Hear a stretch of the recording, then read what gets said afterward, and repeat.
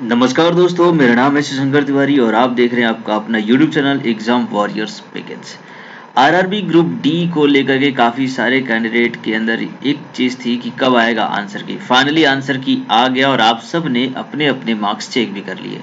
मैंने भी अपने मार्क्स चेक कर लिए क्योंकि मैंने भी आरआरबी ग्रुप डी का एग्ज़ाम दिया था और मेरा जो एग्ज़ाम था वो 5 सितंबर को शिफ्ट 1 में था, मैं आपको बता दूं।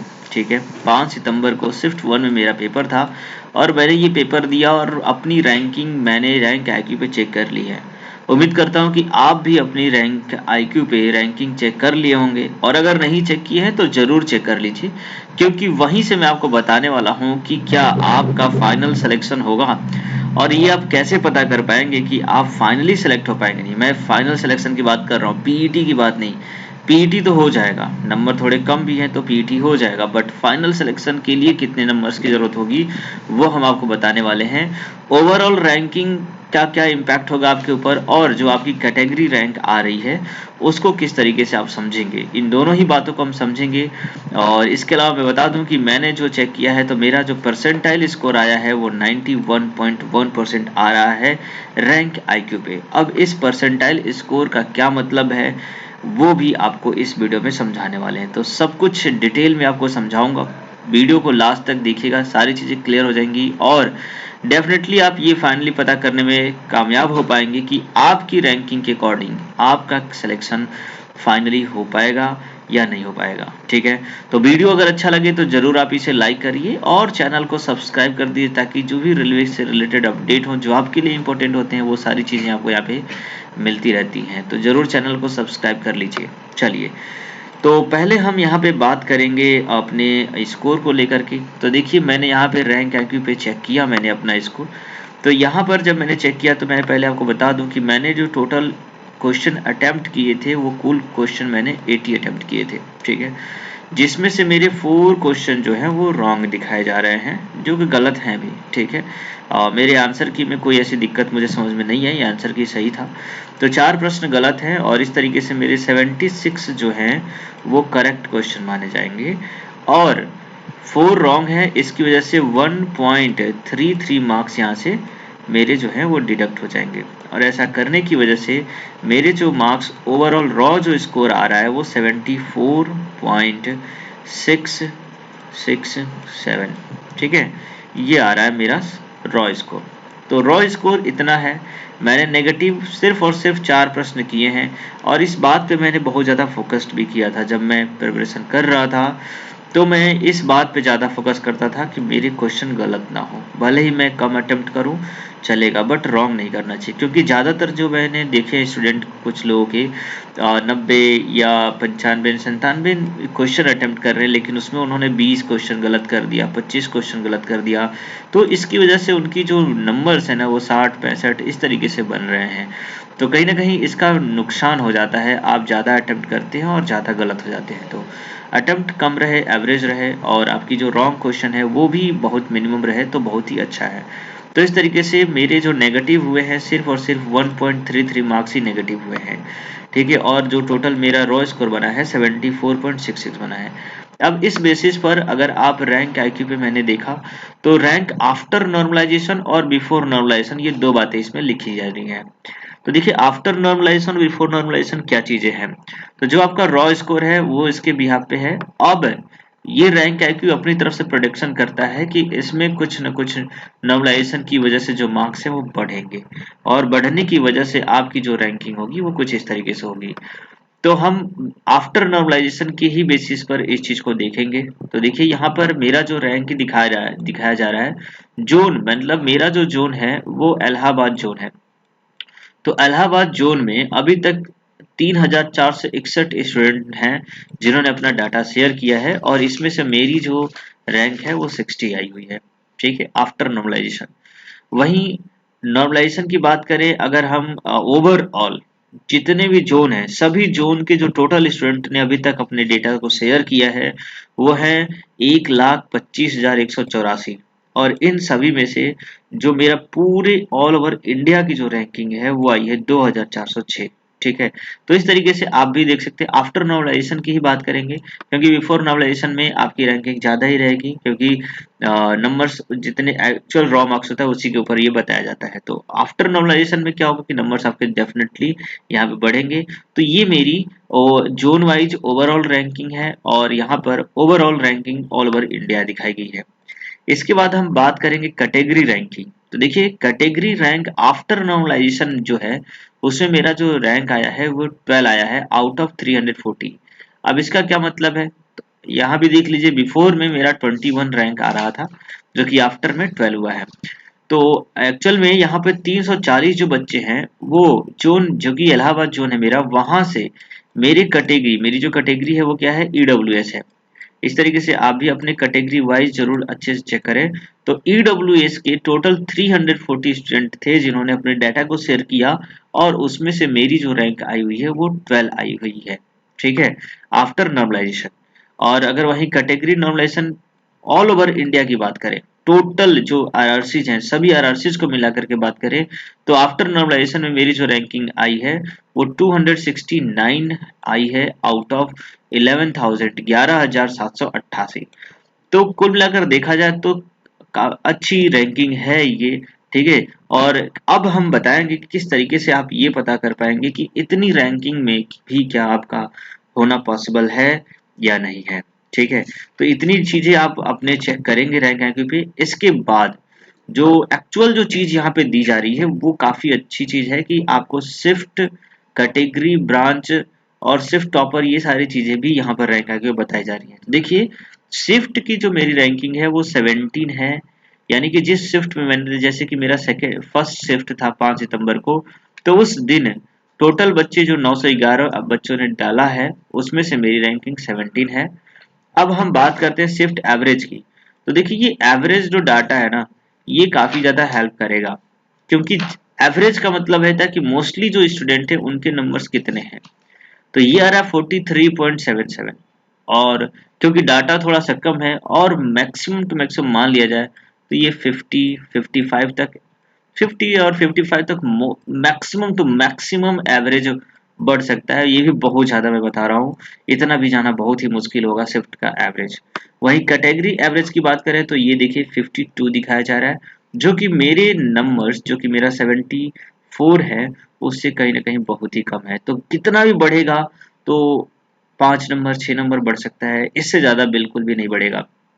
हाँ, टॉपर की बात करें तो देखिए टॉपर, ब्रांच टॉपर, जिस ब्रांच में मेरा एग्जाम हुआ था वहां पे 92 गई हुई है। शिफ्ट का जो टॉपर है उसके मार्क्स 82 गए हैं, और कैटेगरी टॉपर जो है वो 87 है। हालांकि ये टॉपर्स के मार्क्स है, तो इससे हमें कोई लेना देना नहीं है। हमें बस एवरेज जो मार्क्स है उससे मतलब होना चाहिए कि एवरेज जो मार्क्स है ना, उससे अगर आपके नंबर्स अधिक है तो मोस्ट प्रोबेबली आपका सिलेक्शन पीईटी के लिए, पीईटी के लिए चांस बनेगा, क्योंकि एवरेज जो होगा वहां पे ज्यादा स्टूडेंट होंगे। एवरेज से अगर आप थोड़ा सा ही ऊपर हैं तो आप पीईटी के लिए एलिजिबल हैं, डेफिनेटली आपको पीईटी में कॉल किया जाएगा। लेकिन अगर आप, बताऊंगा कि फाइनल सिलेक्शन किस बिहाफ पे आप अपने आप को चेक कर पाएंगे। तो देखिए अगर हम आगे की बात करें तो ये जो मेरा परसेंटाइल स्कोर है उसको आप देख लीजिए। ये आप देख सकते हैं कि यहाँ मेरा नेम लिखा गया है, कैटेगरी लिखी गई है, किस डेट में पेपर हुआ था, शिफ्ट क्या था, और रॉ स्कोर कितना आया है वो यहाँ पे बताया गया है। अब बात करते हैं परसेंटाइल स्कोर की। तो देखिए ये एक्चुअली परसेंटाइल स्कोर अभी भी इंक्रीज कर रहा है।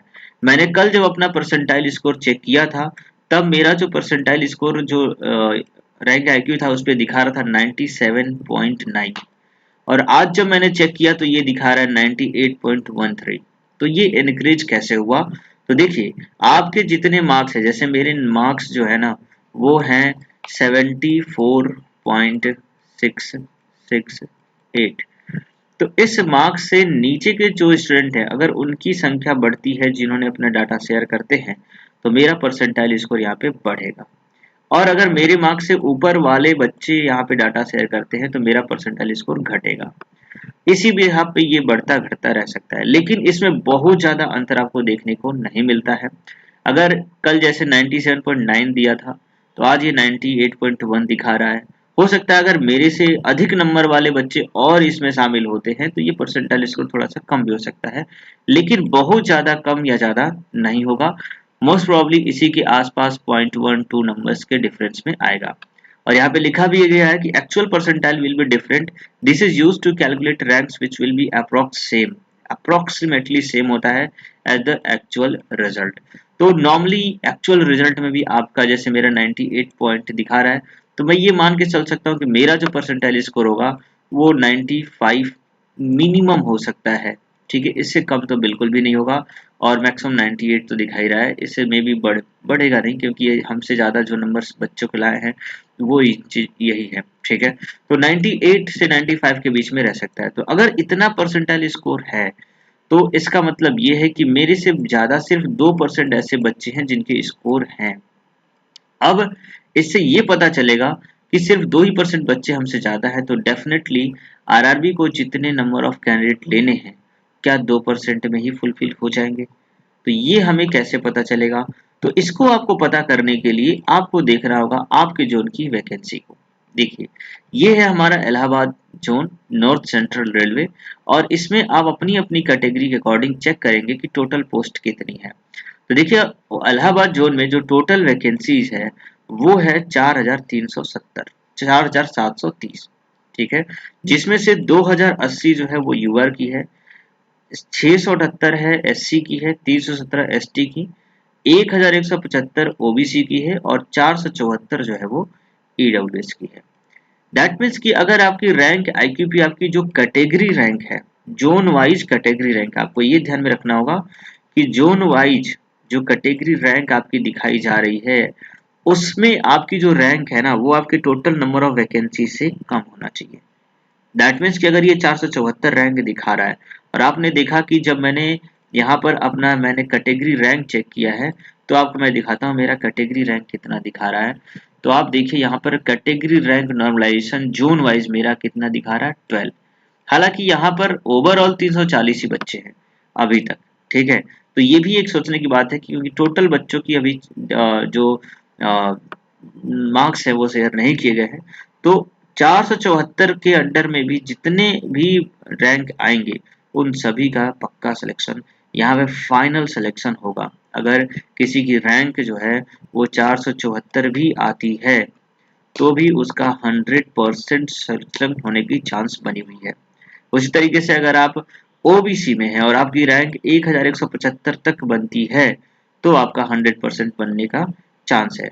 अब इसमें एरर की बात करें कि कुछ बच्चे होंगे जिन्होंने अपना डाटा शेयर नहीं किया होगा, तो देखिए जो डाटा नहीं शेयर करते हैं वो लोग होते हैं जिनके नंबर्स ऑलरेडी बहुत कम है। ठीक है, और इसके अलावा आप ये कह सकते हैं कि जिनके नंबर्स बहुत अच्छे होते हैं, जो पढ़ने वाले लड़के होते हैं, जो एक्टिव होते हैं इन चीज़ों को लेकर के, वो डेफिनेटली उन्हें क्यूरियोसिटी होती है, जैसे कि आप इन चीज़ों को देख रहे हो, समझने की कोशिश कर रहे हो, तो आपके अंदर भी क्यूरियोसिटी है, तो डेफिनेटली आप अपना डाटा शेयर करोगे। इससे आपको भी फायदा होगा और दूसरों को भी फायदा होगा। तो कहीं ना कहीं जो पढ़ने वाले लड़के हैं, जिनके नंबर्स अच्छे हैं, जिन्हें लगता है कि उनका सिलेक्शन हो जाएगा, जो एक्टिव हैं, वो अपना डाटा 100% शेयर करते हैं। कुछ कुछ इसमें आप 1% मान सकते हो कि जो अच्छे बच्चे हैं जिनको नहीं पता है वो अपना डाटा यहाँ पे नहीं शेयर करेंगे या फिर कुछ समय बाद शेयर करेंगे। फिर भी आप फाइनली ये चेकआउट करते हैं कि अगर आपकी रैंक जो है इतने में आती है, जितनी भी वैकेंसीज है यहाँ पर, तो आपका 100% यहाँ पे सिलेक्शन हो जाएगा। और ये सिलेक्शन मैं फाइनल सिलेक्शन की बात कर रहा हूँ। पीईटी में तो आपके नंबर्स थोड़े कम भी हैं तो भी बुला लिए जाएंगे, लेकिन फाइनल सिलेक्शन तो इसी बेसिस पर होगा। अब हम देखेंगे कि अब फाइनल सिलेक्शन में और क्या दिक्कतें आ सकती हैं। तो देखिए, ये नंबर्स के आधार पे तो फाइनल सिलेक्शन ठीक है, लेकिन अभी इसमें कुछ चीज़ें और बाकी है, जैसे कि फिजिकल भी थोड़ा सा डिफिकल्ट हो सकता है वैसे स्टूडेंट के लिए जिन्होंने अभी तक कोई भी ऐसा हार्डवर्क वगैरह, रनिंग, ये सब चीज़ें नहीं किए हैं, तो उनके लिए प्रॉब्लमेटिक हो सकती है। तो अगर आपकी जो रैंकिंग है वो ठीक आ रही है, अच्छी आ रही है, आपके नंबर्स जो हैं, मैं मार्क्स की बात करूँ तो देखिए, मार्क्स अगर आप किसी भी कैटेगरी से हैं और आपके नंबर्स अगर 60 नंबर से अधिक हैं, ठीक है, खासकर यूआर कैटेगरी से आप बिलोंग करते हैं और आपके नंबर 60 से अधिक हैं यूआर कैटेगरी के लिए भी, तो आपको फिजिकल की जरूर तैयारी करनी चाहिए। ठीक है, आप प्रिपरेशन में लग जाइए। अभी मैंने भी फिजिकल की तैयारी शुरू कर दी है, मे बी उसकी वीडियो भी आपके पास पहुंच जाएगी। तो फिजिकल की तैयारी मैंने भी शुरू कर दी है, आप भी शुरू कर दीजिए और फाइनल सिलेक्शन के लिए तैयार हो जाइए। तो ये सारी जो डिटेलमेंट्स थी मैंने आपके साथ शेयर की अपनी। बाकी आप भी अपना जो रैंक IQ पे जो डाटा है, जो आपकी कैटेगरी है, जो आपकी रैंकिंग आ रही है, ओवरऑल परसेंटेज जो आपका आ रहा है, परसेंटाइल स्कोर, वो भी आप मेरे कमेंट में ज़रूर शेयर करें और बताइए कि आपका क्या एक्सपीरियंस रहा है इन चीज़ों को लेकर, क्या समझते हैं आप, क्या सिलेक्शन आपका होगा या नहीं होगा, और फिजिकल की तैयारी के लिए आप क्या कर रहे हैं, वो सब कुछ जरूर हमारे साथ शेयर करिए। चलिए मिलते हैं फिर नेक्स्ट वीडियो में। अगर चैनल को सब्सक्राइब नहीं किया तो जरूर सब्सक्राइब कर दीजिएगा ताकि हमसे आप जुड़े रहें। ठीक है, चलिए तब तक के लिए आपका दिन शुभ रहे। जय हिंद, जय भारत।